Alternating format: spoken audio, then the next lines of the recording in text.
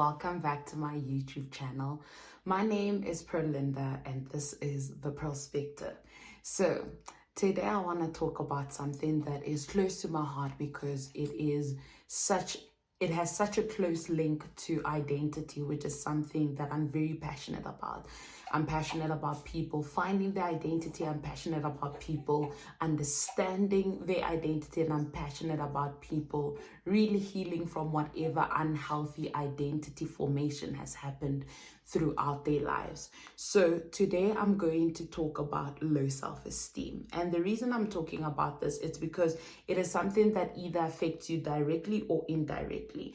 At some point or the other, either you will suffer from it or a loved one will suffer from it, because it could be something that you either had growing up or you might have because of an illness that you may be diagnosed with, or you may have it because a life event such as perhaps divorce, separation, getting broken up with a loved one, losing a loved one, being diagnosed with a mental health illness, or losing your job. It could happen really to anybody, and I want to talk about it so that we can try and find solutions together. So are you a person that more inclined to say negative things and being critical about yourself? Are you a person that would joke in a negative manner but would more focus on the negative aspects of who you are? Are you somebody who tends to blame yourself for when things go wrong? It could be something going wrong in your personal life, something going wrong at work, a relationship not working out, whether it's a friendship that's not succeeding or an intimate relationship that's just not working out the way that you thought that it would. Or are you a person who tends to focus so much on the negative that when somebody points out an achievement or something that you've done well, you struggle to actually receive that compliment? You struggle to focus on the achievement and you tend to want to dwell on the negative. So these are just some of the characteristics of somebody who has a low self-esteem, but they are not exhausted in my discussing them. So if you would like to know more, I would recommend that you either seek, psychosocial help, whether speaking to a counselor, speaking to a friend, speaking to a mentor of some sort. So speak to somebody who knows you well enough so that they can help you to understand whether maybe you do some of the things if you lack the awareness or the insight as to whether you do some of these things. So just a little bit of a personal story about my life. I was bullied as a child, and I went through some form of child abuse.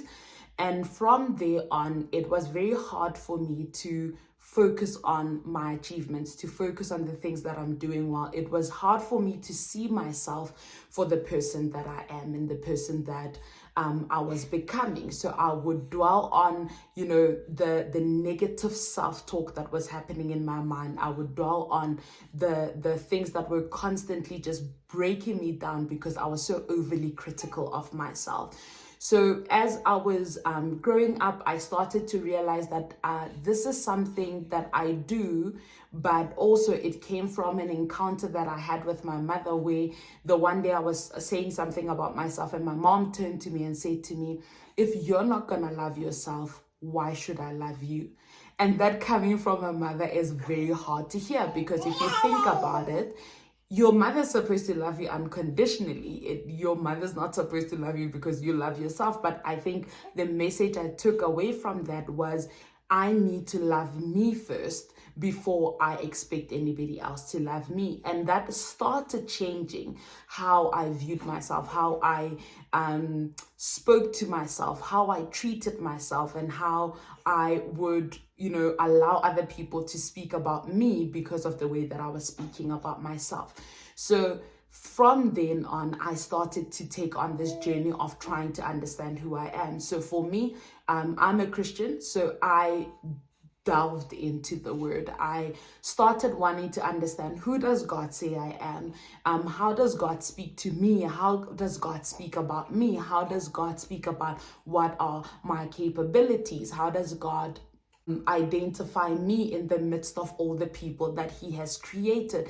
And as I started to search the scriptures and realize that he has accepted me, he has loved me, he has called me, he has justified me, I then started getting out of that space where I would constantly want to critique myself, but then I started focusing on building myself up. So it was basically rehabilitation that I had to do with my mind, but then also firstly started by me identifying that I had an issue, and obviously somebody close to me like my mother also identifying that I had the similar issue.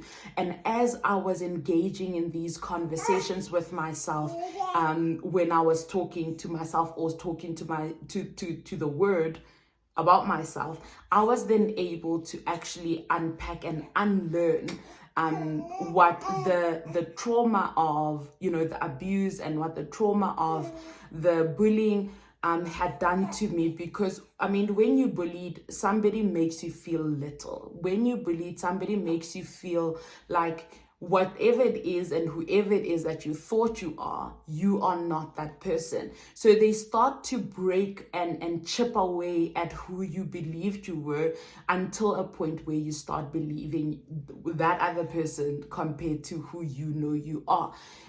Same thing happens when you experience abuse.